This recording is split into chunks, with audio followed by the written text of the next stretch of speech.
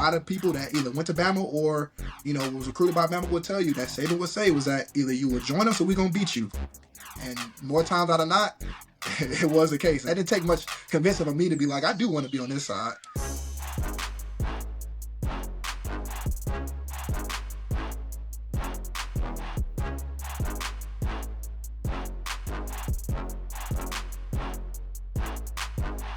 Today's guest is Kenyan Drake. Kenyan was a 4-star recruit as a running back out of Atlanta, where he won Gatorade Player of the Year for the state of Georgia. He went on to win 2 national championships at the University of Alabama. He was a 3rd-round draft pick before spending 8 years in the NFL as a member of the Dolphins, Cardinals, Raiders, Ravens, and a few others. I hope you enjoy this conversation with Kenyan Drake. All right, let's just jump into it. Who would you rather face in an Oklahoma drill? Eddie Lacy or Derrick Henry? So I have to jump through them. I mean, dang. To be honest, and Derek probably would disagree with my answer, but Eddie actually runs with a little bit more lean to his run, so he probably would get behind his pads a little bit more, even though Derek is bigger. Derek runs like a little more hollow, so I feel like I could kind of get under Derek, even though he's faster, stronger, bigger, or whatever. But Eddie is also behind his pads is solid, and then he can also make you miss. So it's like it's kind of like, all right, I have to figure out if I want to try to do that. But Derek, I feel like respectfully, is a little easier to tackle out of those two. It's a lose-lose situation. I mess with y'all. I dump Derek on his head. No, I'm playing. When you first got to Bama, who was in that running back room? And over those years, who were some of the faces that came in and out? I mean, I know some guys transferred, Alvin Kamara, but you had Derrick Henry, Eddie Lacy, TJ Yeldon. What was it like jumping right into that room? And who were some of the guys that had the biggest impact on you? We had a bunch of guys. I mean, me and TJ came in. TJ Yeldon came in the same time in 2012. So we were the same class. But they already had, obviously Eddie was there. They also had D Hart, who was a former 5-star that came from Orlando. And then also they had Jocelyn Farland-Nudie, who was also there before us, who were in front of me on the depth chart initially, started my freshman year. And then they both, actually ended up getting injured. So they ended up hurting themselves. And I actually came in, it was in the third, I was a third back my whole freshman year, which, I kind of, was like, all right, I would love to go out here and make a splash, before that situation happened. But then being the third back, it was kind of like, all right, I'm one shoelace tear from actually being in the game. So that was kind of nerve wracking. Of course I was, ready and prepared, but I was a freshman. So I was like, all right, let me figure out, all right, I'm not just going to be on the sidelines, cheering these guys on. I need to be focused and making sure I'm doing what I need to do to be the next man up. And then the next year after Eddie Lacy left, they brought in 4 top 10 backs. That included, Alvin Kamara, Derrick Henry, Tyron Jones, and then rest in peace, Altie Tenpenny. So it was just kind of crazy. I'm like, all right, I wanted to come here and compete, but I mean, I was like, all right, this is a little overkill. But I was able to kind of get my own niche, carve my own lane, and actually have a successful sophomore season. And then my junior year, if I'm not mistaken, I'm pretty sure that I think Bo Scarborough came in that year, or he came in the year after that. But he was there, as well as Damian Harris, who actually just recently retired as well. So it's just, I mean, a spoil of riches in that room. I mean, you only got one room, and what I really loved about that room was that we were led by a guy in Burton Burns, our running back coach, who expected a lot out of us. Old school guy from New Orleans, man. He cuss out in a heartbeat, but love on you just as hard. And the older I got, the more he obviously backed off of being hard ass on you, because as a freshman he got to treat you as a freshman. But he expected a lot of us, and he also treated us like men, and expected us to kind of go out there and handle our business. But we just had a lot of guys that with a little opportunity to go out there and make the most of it. But I feel like we all eventually did. So you said that's a coach who would cuss you out in a heartbeat, but also will love on you and coach you in a very uplifting way. When we were talking last week in Austin, I was asking you about Saban's coaching style, and you kind of echoed something similar. You said he just wants everyone to be better, and he wants that standard to be maintained at any cost. But you said it actually felt like even during those classic Saban freakouts, it's it's based in coaching, not in ever kind of putting someone down. Was that a pretty core tenet of that whole Alabama staff? Was that kind of ingrained in the program? Yeah, for sure. I mean, you had to kind of think about the process, discipline, just any of the mantras that were always just kind of in your face wherever you walked around the facility, and take those moments where, I mean, of course, a situation may not, in your personal feeling, you may like, man, like, why is he, blowing up on me? You know what I mean? But in any sense, you need coaching. And, it's not about how it's said, it's about what's being said in a sense. Certain coaches obviously have different coaching styles, so certain people may not react in that same manner and still maneuver and give you the coaching that you need versus Saban or Coach Burns, but it all is trying to reach the same goal, which is making you better and obviously making the team better and win games. So you talked about the embarrassment of riches in that running back room. There was an embarrassment of riches in every position group at Bama. You were there For in sure. in a time of like Alabama unquestioned dominance. I mean, it was unbelievable from 2012 to 2016. It was just an absolute. They were on such a tear, and everywhere you looked, it was like feels like the majority of the team ended up in the NFL. What was the kind of initiation period like, or maybe a wake up call that you experienced as a freshman, whether it was in summer training or in camp? How was that first year where you were Gatorade Player of the Year in Georgia? Like you had a lot of eyes on you, a ton of success, but then you step into Tuscaloosa, and all of a sudden, I'd imagine that's a different ball game, and they do not wait around for anyone. We always used to say a saying at Bama, big stars, that go there 5 stars, 4 stars, they go there to get redshirted sometimes. That's just what it is. We just have so many people that are in and out of that program that come from wherever, they're just great athletes. But then you have to realize when you do end up there, especially a lot of guys come from like small towns, or you've always been a big man on campus since you was probably in sixth grade in a sense.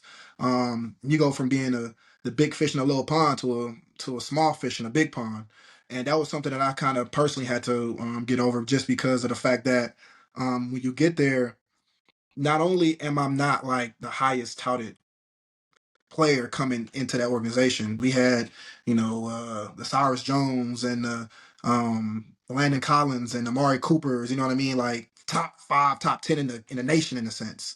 I'll look up to them because I would see those guys and they were making their announcement all on ESPN. I went to the offensive defense All American game, which is not even a thing anymore from Dallas. So it's just like it's just kind of funny that you get there and you like, man, like you're in all these athletes, and then all of a sudden you're thrown in there and you're expected to perform because you're here to do the same thing that they do.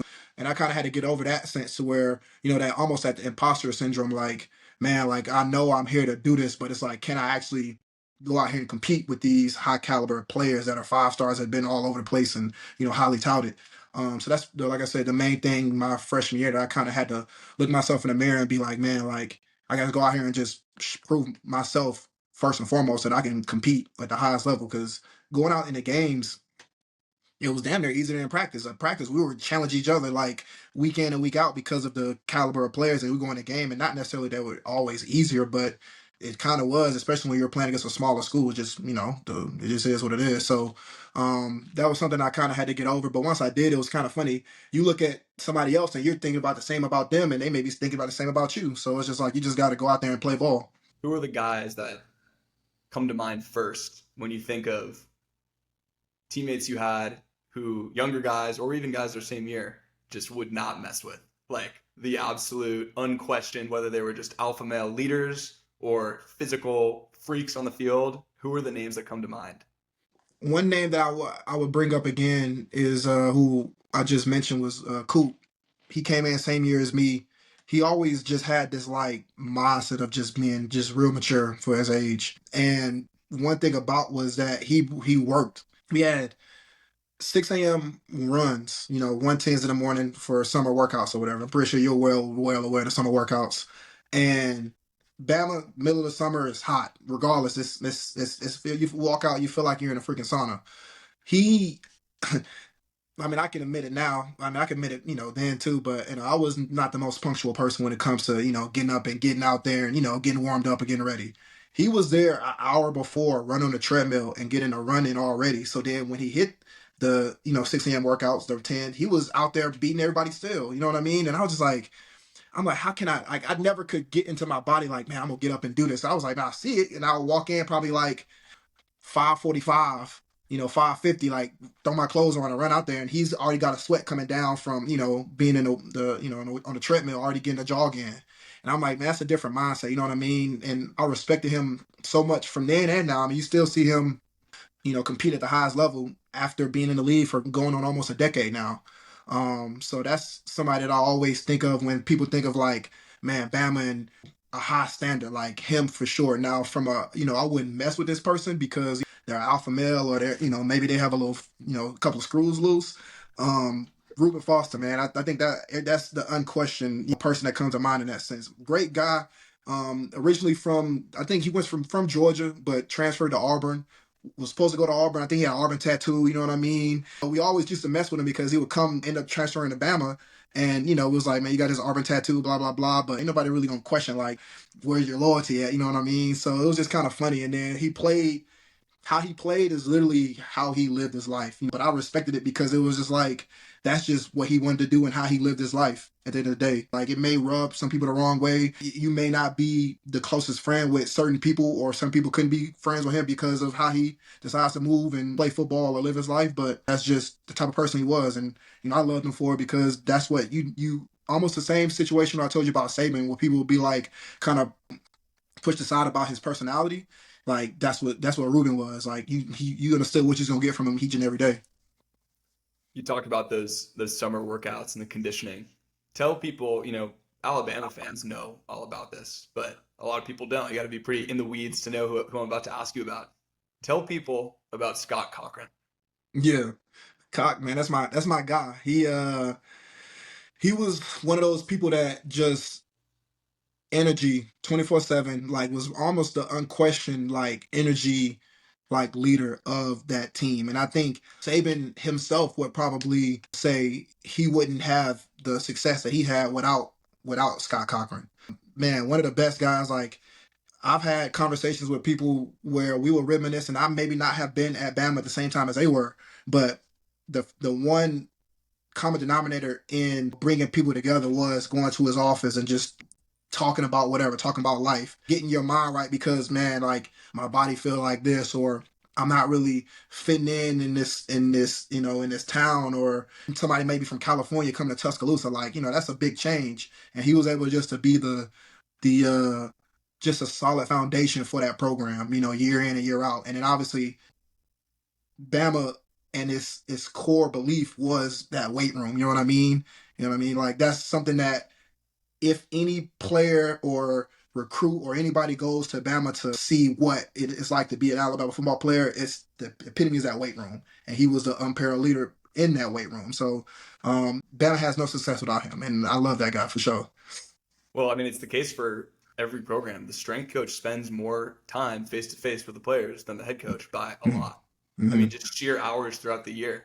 Like that, it's so when you say it's foundational, having a good one just makes all the difference for sure. For sure. And no Definitely. one ever questioned how pound for pound strength on the Bama team. So clearly he got Yeah. results in addition to being a good guy.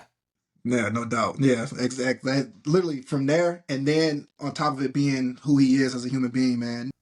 You talked about how people and players would go into his office and be able to just chat with him and kind of talk about life, talk about what was going through their head as a member of the highest caliber program in the country. How did you deal with maybe you were the rare instance of someone who was confident all the way through, but I feel like that's the case for no one. So how did you deal with moments of doubt during your college years? Man, it was hard a lot of times. I mean, it's to have that level of pressure on you as a player because one, playing for the University of Alabama obviously brings that just innate pressure on you. And then to sustain that pressure or to sustain that success because of the success of your predecessors. You know what I mean? Like, I remember my freshman year, We won a national championship after losing to Johnny Manziel at home, and then we ended up kind of coming back and whooping Notre Dame, and that was almost like the platform for the rest of my career because we had guys like C.J. Mosley and just like guys like that just like Damian Square that just were like the epitome of like leaders on the team, like seniors, been there, done that, like been there from the very beginning of like the climb. And now like we're like young freshmen coming in and like man, like we're like, well, we're used to this, you know what I mean? So like this is what we're just gonna be used to doing, but you gotta still put that work in. And losing one game at the University of Alabama is like it's like the end of the world, you know what I mean? Like the whole school shuts down damn near, like practice is double, triple, quadruple harder than you would expect it to already be. Me personally, you have to kind of like step out of yourself and really be like, okay, what's the main thing? What keeps me motivated? What helps me get out of bed and be the best person I need to be? And it's not dependent on the opinions of others, and it's not dependent on my, success or not. Like at the end of the day, somebody loses, somebody wins. More times than not, obviously we do, but at the end of the day, somebody has their day. And it's their day, and you have to understand that, look at the film, and kind of reevaluate what's good and what's not good, and keep pushing forward. And I think that mantra is something that I've kind of taken from being there and having success, and then also having failure with the 2 years that we didn't go to the championship, which is a failure for us. But if a team goes 11-2, 12-1 in the season, that's a major success, not for Bama. You know what I mean? So keeping that pressure on yourself and trying to eliminate the distractions around you is something, like I said, I can try to continue to carry with myself. You know, for me, for my daughter that I have now, for my family in general, that I want to continue to, push into for the rest of my life. It's just an unbelievably high bar. It's like of any organization anywhere in Hmm. school, business, whatever. There's nothing like it. I don't that I can really think of off the top of my head in terms of Hmm. expectations by those outside of the program. So this one quick kind of interjecting question here. This varies a lot across college football. And I'm talking about the amount of face time that a head coach gives to his players. Some coaches operate like David Shaw at Stanford operated a bit more of a distance. He was the unquestioned leader of the program, but he operated almost more like a CEO in some instances where a lot of guys were like, I haven't had a conversation with Coach Shaw in a long time. Hmm. How much FaceTime did you get with Coach Saban? Um, I think with Saban, there was always a schedule to things. And I think what certain players and certain people, that like needed that type of FaceTime with coaches or in general, um, didn't necessarily get with Saban was that if it didn't necessarily, he woke up and had a schedule of certain things that was got to kind of course, like, audible has to happen and he has to, react and do things that needs to be done. But, he's going to give you a certain time, 10, 15 minutes to go come in his office if it's something that's, off kilter that, that you need to kind of go and talk to him about. And he was good with that. But there's still a schedule that still needs to be maintained. And I think people saw more as transactional, you know what I mean? And the older I got, the more I just started seeing like, I just couldn't take it personally. The man has a lot on his plate. He has a lot of things to do. And the fact that he did give this time for me to come and, express whatever I needed to express, then I took that for, all right, if he runs with whatever the case may be, if I have a suggestion or if I'm just want to talk to anybody, that was something that you have to relish because not a lot of people get that opportunity. But of course, being on the team, you will be like, well, I should have first come, first serve to go and talk to the head man whenever I need to. And it necessarily wasn't always the case. And that also taught you that, you can't always get what you want, regardless of if it's, something that you personally want to talk about, if it's near the deed of your heart, or if it's just you want to just kick it with him. You know what I mean? Like, sometimes it's not a kick it day. He got shit to do. It is what it is. So, that's just something that I kind of eventually learned to respect the older I got and the way I started seeing him maneuver in that regard because, it's even though we weren't getting paid back then, it was still a big business. Like that business of Alabama football and not just Alabama, but the United States or the southeastern portion of the United States was just big business, and he was the head of it. So you had to, approach it as such. And a lot of people couldn't really see that, especially, 18, 19-year-old, you know what I mean? Like our minds are not thinking that deep into certain things. And the older you get, the more you start respecting. You talk about the big business. This is a stat that I came across at work, and they were talking about the Nick Saban effect for the University of Alabama. You can basically tie an additional, it's literally something on the order of like 650 million dollars of revenue for the school to, honestly, it can be attributed to guys like you, your Hmm. teammates, and Coach Saban during his generational stretch of success because of how much enrollment went up at Hmm. Alabama and how many out of state kids decided that looks like fun. I want to go to the school with the best football. And all of a sudden, the out of state population of campus goes way up. Those kids are paying more for tuition, and the school is just raking in dollars. And you can basically track it to that central node being Nick Saban and the football team. Yeah, So it's not for at sure. all surprising that his calendar was probably jam packed to the minute every single day that he was there. This is Yeah, I not. actually This, saw a stat too, or actually a quote from the governor. He was saying that the hiring of Coach Saban was by far the most important thing to happen from a economical standpoint to the state of Alabama ever. You know what I I mean? believe it. I believe Like, it. and I It's and I believe it. unbelievable. I But I believe it as believe it. well. Like, I think we even talked about when we were, back in Austin about how I was just like be in school and walk around campus, and I was a freshman, sophomore, whatever, and I would meet people, girls namely, and they'd be like, where you from? And they'll be like, oh, I'm from California, I'm from New York, or I'm from wherever. I'm just like, why are you here? Like, what made you come to the University of Alabama? And they were like, well, to be honest, I saw a game on TV and I saw the campus life and game day and everything. And it attracted me to come here. And it's college at the end of the day. I can get an education and whatever, but I wanted a college experience. And that's the Saban effect. That's the Alabama football effect. It is what it is. That could have happened at LSU or that could have happened at Florida. You know what I mean? And they probably did have those same type of effects where Urban Myers or Nick Saban back at LSU or anybody, people would go there. I mean, I remember I wanted to go to Georgia. I want to go to Florida. I want to go to Miami because they were good. It's just everybody wants to be attracted to what's good. Tell me a little bit about what it's like walking around campus at University of Alabama as a star member of the team at the pinnacle of success. It's definitely a big man on campus. Like sometimes you gotta like remember like what you're there for, to be honest. But just walking around on campus, it was a crazy experience, man. Game days. Actually, I'll tell you, my favorite time in school wasn't even when I was playing, or let alone like actually like on the field playing. It was actually my junior year when I got hurt. I broke my ankle against Ole Miss and was out for the rest of the season.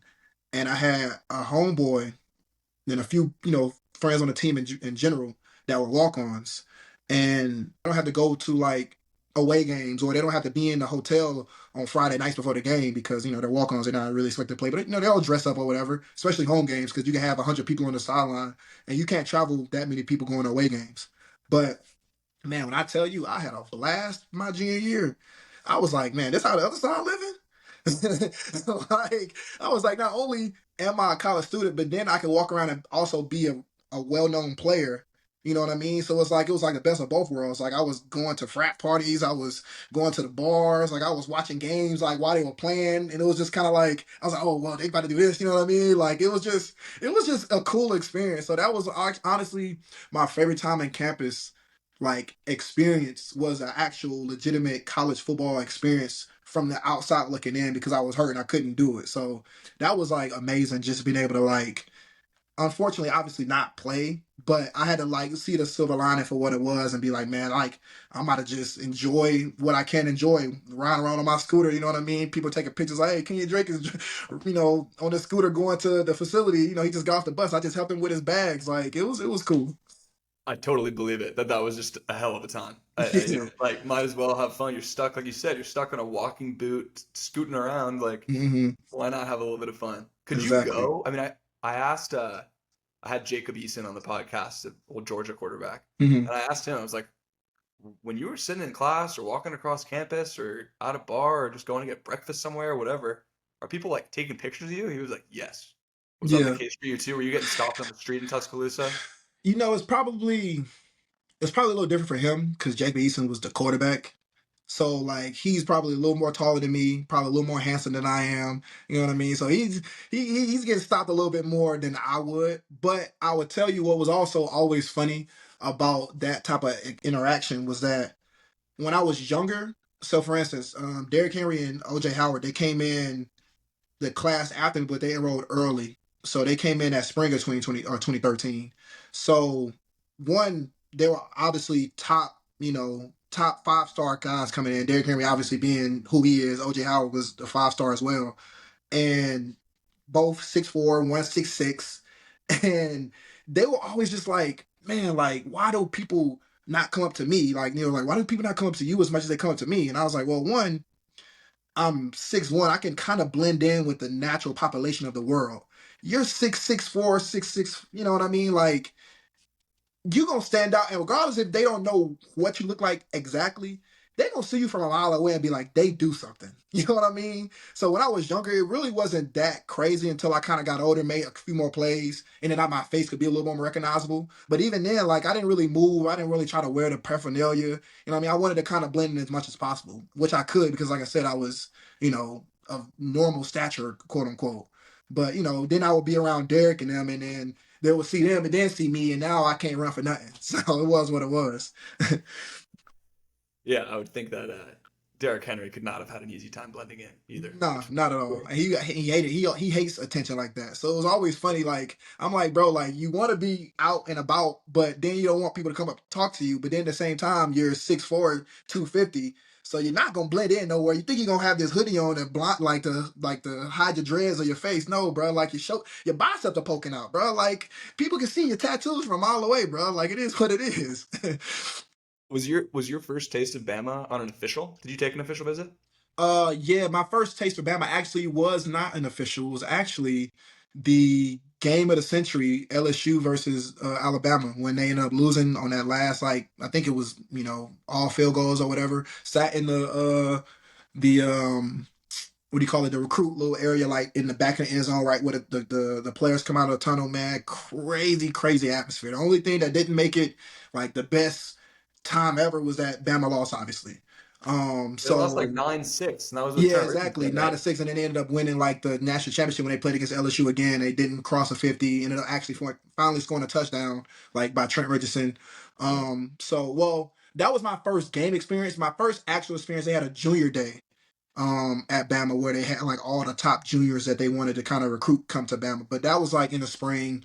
We just went to go see the facilities, and it was still cool. Don't get me wrong, but junior day versus game day, which was the same time or the same year, was completely two different experiences. And so during that recruiting process, you're from Atlanta.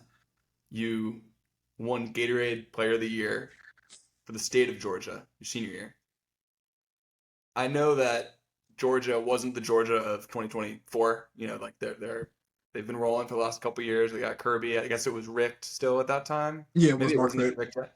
Yeah, it was Mark. How did that process go down, and what ultimately made you choose Bama? I mean, the easy answer is to say they were rolling better than any other team, but Right. it's a distorted view. I would think that you must have had a distorted experience being in Atlanta with every Georgia Bulldogs fan, I assume, in your ear, Hmm. as those offers did not stop rolling in, and I'm sure you were recruited as hard as anyone could be recruited. Yeah, it's actually kind of funny because I committed my junior year to Alabama, and I did that it was after my junior season, going into my senior season, and I guess for whatever reason I was, wise beyond my years because I wanted to commit to a school before my senior year to focus on my senior year. So by the time I had won Gatorade Player of the Year and all that type of stuff, going into my senior year, I had already been committed to Bama. So I had been committed to Bama since like I think actually I committed Valentine's Day for whatever reason. I was like, man, I wanted to kind of just call Kirby Smart up and be like, yo, like I think I'm just ready to kind of commit, kind of go ahead and get this process over with because I was starting to get a lot of traction at that time. I want to just kind of focus on my senior year, focus on the ball, and it all kind of worked out obviously because of the success I ended up having my senior year. But um, to answer your question, I originally got offered by Georgia Tech first, and that was because my quarterback, Sinjin Days and Jabari Hunt Days, they both were they were family, and they both ended up going to Georgia Tech. and they brought me along to some of the visits and stuff and things like that. And I was just kind of like, man, like I love being in the city, you know what I mean? Because Atlanta is Georgia Tech is right in the middle, heart of the city. Right. The only thing that stopped me from going to Georgia Tech was that my freshman and sophomore year in high school, we ran a triple option. My junior year, we went to the spread, and it was a completely different experience for me. Like I could catch the ball at the backfield. I could be a dynamic weapon instead of just being an A back, kind of going in motion and being relying on the quarterback to kind of make a pitch to me. You know what I mean? And I still obviously got Georgia Tech to recruit me, but like it wasn't. I was just like, man, I can't run this in college. Like if I actually have real aspirations to go to the league, like this is not really building my building my resume up to go and be a league back. So Georgia actually recruited me after Georgia Tech, and for whatever reason, you can go back and look at the stats that they had in terms of recruiting the state of Georgia. And if I'm wrong, you can kind of fact check me once you kind of do this eventually. But my senior year, the I think 9 or 8 out of the top 10 players in Georgia went out of state. Right. So you're thinking about Georgia hotbed for talent. You know what I mean? Like football, baseball, regardless of athletes, great athletes everywhere. But 9 out of or 8 or 9 or 7, the majority of your players, top 10 players out of the state or in the state are going out of state. And guess how many went to Bama? Six of those. Six of those players out of the 7 or 8 went to Bama. So now you're asking yourself, why is that the case? Well, one, Kirby Smart was the recruiting coordinator for the Georgia area. So he was going to Georgia, being like, hey, I'm a Georgia guy. We got something built over here, and a lot of us went over there. But one thing they weren't doing at Bama or Georgia, and respectfully, these guys went and had great careers of their own, but they were recruiting Ty Gurley really hard, and they were recruiting Keith Marshall really hard. Those two backs came in. And you know what? I was just like, it just didn't sit well with me. I was just like, man, it was me and Mike Davis. Like we're your two top backs, and y'all just really are just kind of going out of the state to get backs that y'all maybe feel like are better. Which respectfully, that's your opinion.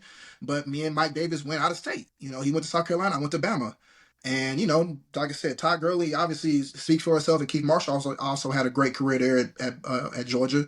But I just don't feel like they really recruited the state really hard. And now that Kirby Smart is there, it's complete 180 in terms of like the talent that's staying in state, and you see the success they have.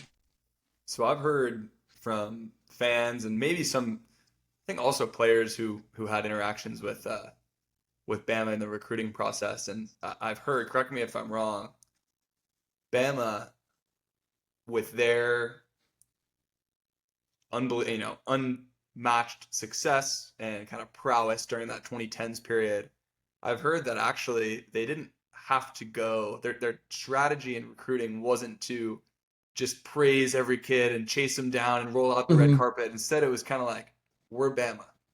You know what it is. And it's Yeah. almost like, for whatever on the academic side, it's like we're Harvard. We don't have to sell you. If you get Right, for in, if you sure. got the option, like, okay, right? Right, Is right. that more or less the case, or were there still some pretty skilled and kind of impassioned recruiters during your time? Oh yeah, no, it was a little bit of both for sure. Like, so what they would do is obviously they still would recruit you. You know what I mean? Like they would still roll out the red carpet. They wanted to show you, hey, this is Bama. At the end of the day, like, of course, we don't have to necessarily do it, but at the same time, like you see us. So it was almost like the fact that Bama was showing up. Like for instance, I'd already committed by this time, but Saban came to my school, and I didn't know he was pulling up. But he was kind of doing like a little Cobb County area recruiting or whatever. And all of a sudden, like I'm in class, and like they're like Saban's here. I'm like Saban's here. And they're like yeah, like it was the energy in the school. You know what I mean? It's just like and that's what you would expect from that type of air when it comes to Bama, obviously. But Yeah. I'll also tell you one thing too: when they did recruit you, but then also you kind of kept your recruiting up, or you wanted to go somewhere else, or just obviously keep your options open. One thing they will tell you, and a lot of people that either went to Bama or was recruited by Bama will tell you that Saban would say was that either you will join us or we're gonna beat you. And that's just what it was, you know what I mean? Either you gonna be with us or we gonna beat you. And more times out of not, it was the case. And I didn't really they didn't take much convincing of me to be like, I do want to be on this side. That's a closer. That's a closing line right there. Your most iconic moment and your Bama career had to be the kick return of the national championship game. Yeah, for sure. So electric. I remember where I was watching it. Unbelievable. Being a kick returner, so they had you returning kicks. You're obviously in the backfield. They put you at slot. It sounds Hmm. like it was probably a good thing that your high school transitioned to a spread because you ended up being Exactly. utilized way more like a much more dynamic player than you would have if you'd come out of a triple option like Veer old school offense in high school. Exactly. Talk a Exactly. little bit about that experience and being a guy that I mean, you watch your highlights, you're just like a natural born football player at the bottom line. I mean, you can see it in these blocks, these unbelievable breakaways with your speed, very dynamic. So, talk about being a guy that was just like a plug and play dude, where they were like, need a kick returner, Kenyan Drake, need a guy to break one over the top, let's put him at slot. Like, Mhm. how did that kind of come to be, and how did the evolution of your game work from being a freshman to by the time you were a senior? It seems like they could have thrown you at near any position on the field. Yeah, it started off in high school. Like I said, once we went from the triple option to the spread, um, it started off slow, and I kind of had to kind of get a feel for being out wide in space and actually being a receiver because I never really was a receiver at all up to that point, even when I was in, Little League, because Little League, I was always just a running back and I just kind of get the ball and just be a better athlete. But actually being able to catch the ball, having footwork, mirroring up routes and stuff like that, I kind of had to learn it in high school. And that's what kind of like propelled me to kind of be the player that I was because once I got in space, I was like, wow, like my athleticism speaks for itself when I can be in space and be a playmaker in this sense. So when I got to Bama, I actually was recruited as an athlete. Um, I don't know if Kirby Smart necessarily remembers this, but they wanted me on either side of the ball, offense or defense. And I honestly, there was no way I could play. Like even my dad was kind of like pushing me, like, "Hey, like you might want to look at this, DB thing, this cornerback thing, just from a business standpoint. Like your longevity, you can be an athlete and get paid, a little bit more than what the running backs were getting paid and still are."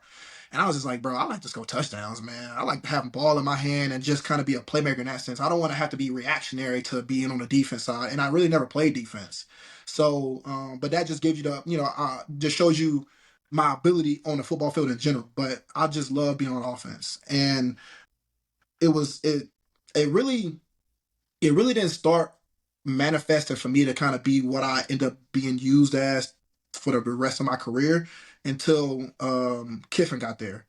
And Kiffin just kind of had this vision for me, and he was just like, man, like, which I thought was lofty praise. He was like, man, I need you to be like Reggie Bush. Like he was showing me all types of highlights back when he was in Southern Cal, because he was OC there, and he was like, man, show me wheel routes and like and Texas routes. You know what I mean? Yeah. Just like, man, look, just like he was like, what you see in this is what I want you to eventually be.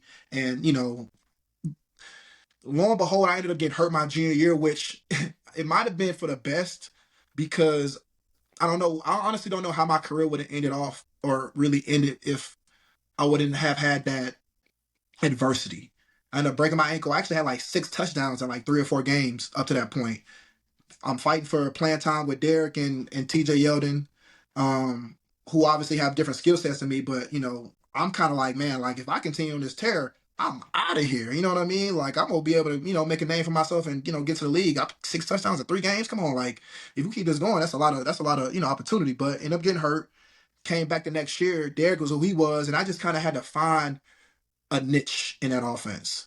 You know what I mean? Coming off an injury, wasn't really confident early in the season, but as it kind of got going, fighting more injuries, I was just like, man, like I gotta just make a splash on this team. I want to have something that I feel like through the adversity I was able to overcome. You know what I mean? And able to make the plays that I know I can make. And long story short, we get to the playoffs after I break my arm against Mississippi State.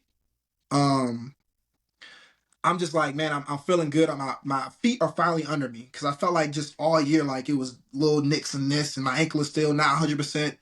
And for whatever reason, that championship game, man, I just had a feeling. I just had a feeling I was gonna make a play, make a splash, and kind of be a full circle moment from the time when I was a freshman, looking at the guys like I said, C.J. Mosley and Eddie Lacy and those guys that left that legacy for us as freshmen when we won that championship in Miami. To now, I want to be known for making a play or being that unparalleled leader where I was able to make a play for this team and nah, these guys got something to lean on and be like, man, this is what I want to strive for, and then continue that process. So, long story short, man, the play was there to be made, and I made it, and I feel like that's a mantra of my career. No doubt. On the Lane Kiffin note, did he ever formally face the team to address the Joey Freshwater allegations?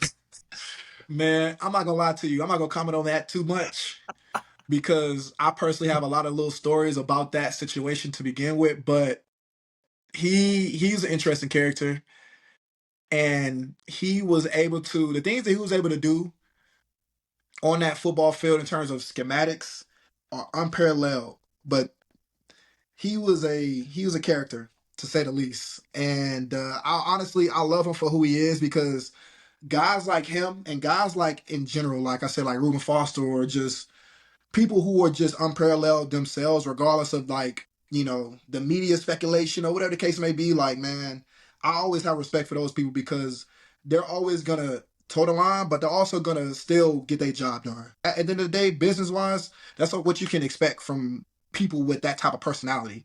Is, hey man, this is what you get when you hire somebody or you have somebody like this on a team, and as long as they're handling their business, what can be said. Now, of course, speculation is speculation, but I'm not here to talk about that.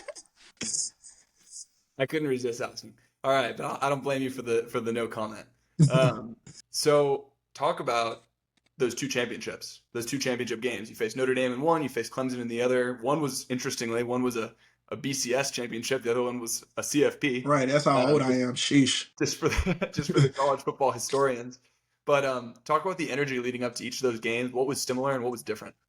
So the one in Miami, it was just so cool to kind of be in that because you grow up seeing BCS championships from the days of the Miami Hurricanes and their like unparalleled run, and Texas beating USC and their unparalleled run that they had. You know what I mean? It's just like to be in that scenario, and also ironically enough, me getting drafted by Miami, I was always just enamored with like tropical weather, like just like beaches and palm trees and stuff. Like I just love being in that atmosphere. So going down to Miami and playing in that atmosphere, man, was bar none like so cool because of the fact that one, I really had nothing to worry about. I wasn't really gonna be playing in that game, so I was just a freshman enjoying and taking everything in. You know what I mean? Like just like, man, this is cool. I'm here being a part of this pageantry. Stayed in a fountain blue.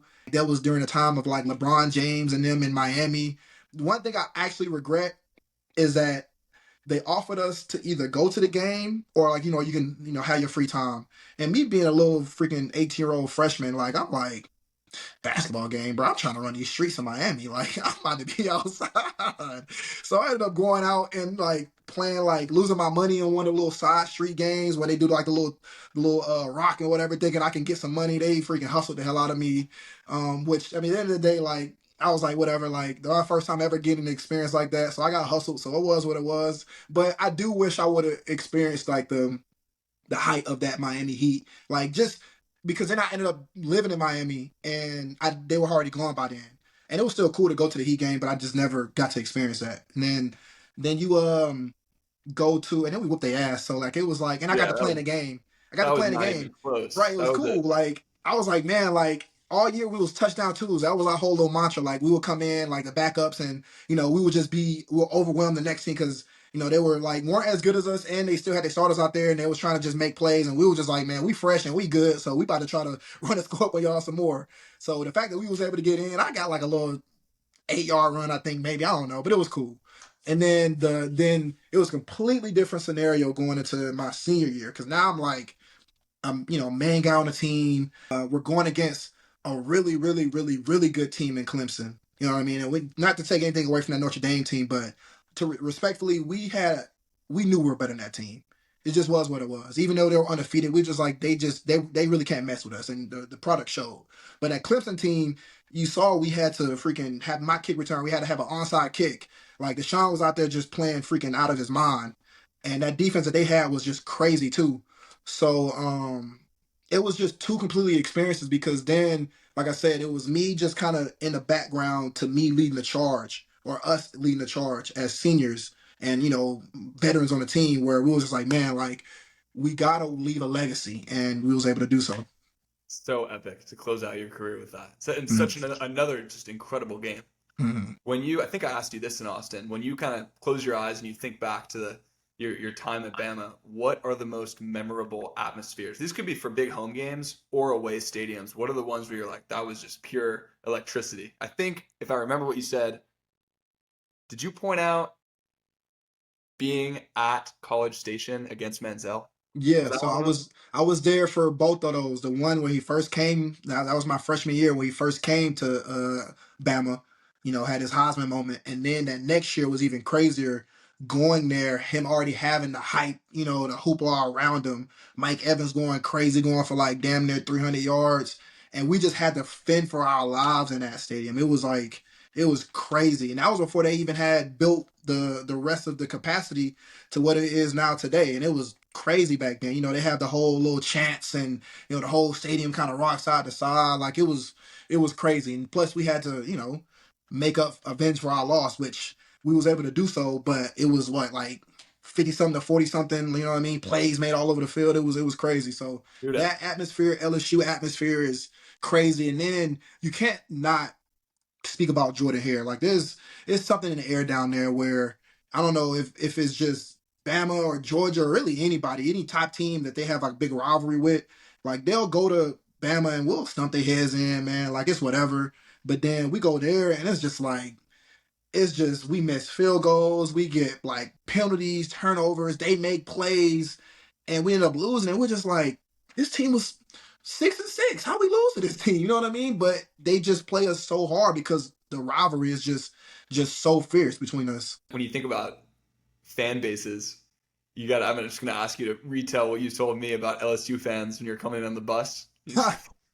Yeah, man. Just if you are I won't even say a weak soul, just if you're just not used to that type of just energy, it's just not a place for you. Because especially if you're on the opposite side of it, there's no love lost at all. Especially when it comes from Bama, driving down that one, there's a 2-lane road leading up to the stadium, and literally every person and their mother and their grandmother and their auntie are probably flicking you off on that bus headed down there. And it's a great place to play because when you leave with a win, it's no better feeling. No better feeling than going into that hostile environment.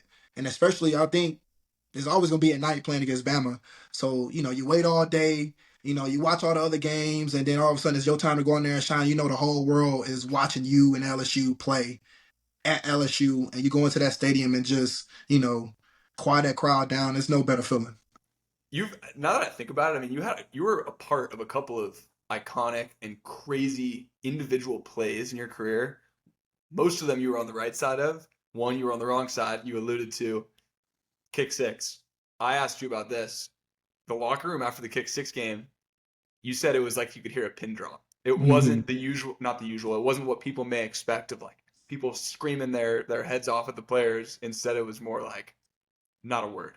Yeah, Is it that was complete shock. It was like a shell shock moment, only because I don't know if in history a team has ever lost on a missed field goal. I think that moment revolutionized like the field goal team and who you may have on a field goal team to even be able to like, prevent a situation like that from happening. You know what I mean? And if I remember correctly, my teammates were talking about how like there was a situation after the game where like the coaches were like yelling. We get into the field room and like, man, we practice this, and everybody's like, we ain't freaking practice this. Like nobody knew that this situation is gonna ever happen. This never happened. This is the first time this ever happened before. You know what I mean? I was on a field goal team, so I can't really attest to it. But the people who were on a field goal team were like, no, that we never practiced this and never happened, but you can for sure know that we definitely practiced it afterwards. So, it just was what it was.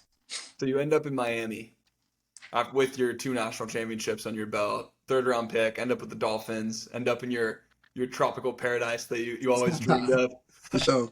What were those first few years like? If you can just give a flyover, like what do you think of when you think back on those years in Miami? Man, we had a young high flying team. Not as high flying as they are today. Like they got nothing but speed on that team now. But we still had some young guys like Devontae Parker, Jay Ajayi, Ryan Tannehill, Jarvis Landry, who was a superstar in his own right.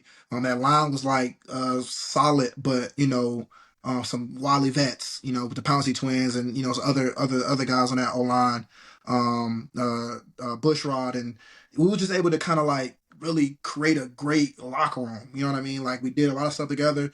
We enjoyed the spoils of living in, like you said, a tropical paradise, but also being able to like field a team that went out there every week and competed, and was able to go to the playoffs our first year, and unfortunately never kind of manifested after that. So that's the only thing that kind of is a kind of thorn in my side personally, just from the experience I had down there. Because coming from Bama, we were in playoffs or BCS championships in general, like all the time. So me going to the playoffs my first year, I'm like, okay, cool. Like it's nowhere to go but up. We was 10-6. We wild card. We can shoot for the division next, but we didn't get close to that again. So only thing that kind of like I'm like, damn, I wish we could have manifested that a little bit better before. But man, great players. I was just with Jay Jai in Austin for the event, so that I was met cool him. seeing him again. Cool guy. Yeah, cool, real cool person, man. Love his style, real eclectic person, man. I've always loved how he carries himself and what he is as a man on and off the field. So it's cool just being around those people sometimes. And Miami Miracle. I mean, you're the main character of it. What is the move that you would have given Gronk if he didn't start to stumble? Were you going to hit him with a stiff arm? Were you just going to hit him with a hezzy? Or did you give him a little something that threw him off so much that he just wiped out right in front of you? yeah, see, I was expecting him to be a little closer, and I think he wasn't expecting me to be as close on him as quickly as I did. So it was like when I kind of did give a move, it almost felt like I was doing it without having to do it because I did it, and I was like, oh, he's already stumbling. Like let me kind of get back going. I was already anticipating that I had to have to make a move. So the little move that I did was in anticipation that he was kind of gonna like have an angle on me, so I was gonna have to kind of make a move on him. But when he stumbled, I was like, oh, let me kind of like get in this shit. You know what I mean? So that was the move. I'm sure it was like pure adrenaline. You're not exactly thinking and processing. You're two laterals into the play. It's everyone's seen it. It's totally a Hall of Fame like trick broken play, whatever, Hmm. game saving situation. In that moment, you get the ball, you break free. Do you have a second where you're processing and you're like, wait, why the hell is Rob Gronkowski at safety? That's Like, why literally is he that's even here? Why is this the literally guy I have to beat on this play? literally was the thought that I had when I came around the corner. Because Ted Larson still the block after. Because literally I'm the last like scripted part of that play. So I kind of go around, I kind of like, looking to see if I can throw it across the field. The defense on the opposite side of the field kind of like give way to, make sure they don't give a lateral up, and it just kind of split. So I just kind of ran, and when I ran, literally all I saw was Gronk. And literally that was my thought in my brain. Like Gronk is a Hall of Fame tight end, most likely first ballot Hall of Fame. You know what I mean? Like one of the Sure. greatest tight ends in history. He is not going to be known for making this tackle on me. There's absolutely no way. You know what I mean? I hold myself to too high of a standard of being able to make, you know, guys that are actually supposed to tackle me miss. So no way is he gonna make a tackle on me. Like literally all that went through my head in like a split second. And I kind of just hit it then. And like I said, I got on him so fast that we both kind of like I kind of made a move that I didn't necessarily have to when he stumbled and I got in the end zone, and I mean the rest is history, I guess. So you were with the Dolphins, 16 to 19. You had a stint with the Cardinals, bounced around with the Raiders. You had a couple of handful of other teams after that, and played with some unbelievable players, like Mhm. iconic NFL players.